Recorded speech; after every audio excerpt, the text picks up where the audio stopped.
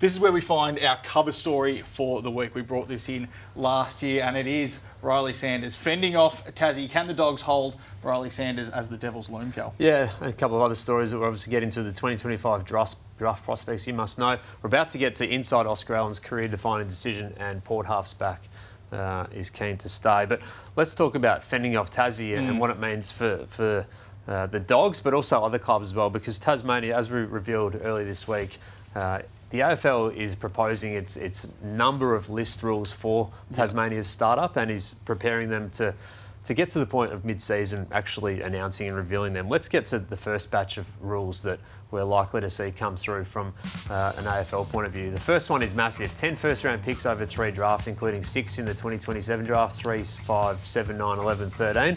Some of those with caveats to trade. Access to uncontracted players as free agents across 2 trade periods. So that means that if you're out of contract, you're essentially a free agent around the competition across 2 years. A sign-on bonus fund of up to $1 million to help attract players. 17-year-olds in the mini draft, that is a huge fill-up for them because we know what GWS did with that one.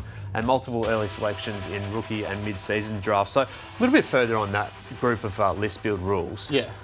The interesting part for me is, one, the mini draft is huge. Yeah. Because the Giants spawned 7 first-round picks from that process a couple of years ago when they come through the draft pool. Obviously, 7 out of 4 picks. I don't think Tasmania will get 4, but they could get 2, and that still will be enough to make this mini draft, this bidding war, erupt over these young talents. What about no pick 1? Because that was what's fascinating to me. You mentioned there the 6 first-round picks in 2027, but no pick 1 is part of that.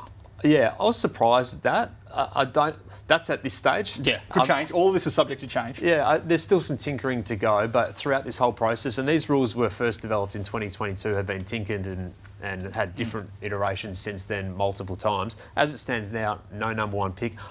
I think they should have the number 1 pick for that draft, because you feel like that draft is going to be so massive. There's so much that comes with having the number 1 pick. I think that's important. So I'd add number 1 in and probably change 13 and 11 and maybe push 13 and 11 back to 15. Add pick 1 in and change it up that way. So that's very interesting. And the free agents across 2 years, that was unexpected because clubs and also agents themselves were thinking that it might just be 1 year. So get your player through to 2027 and then they can be a free agent. If it's 2 years, which is the way it's tracking, that gives them a double bite at it. Yeah.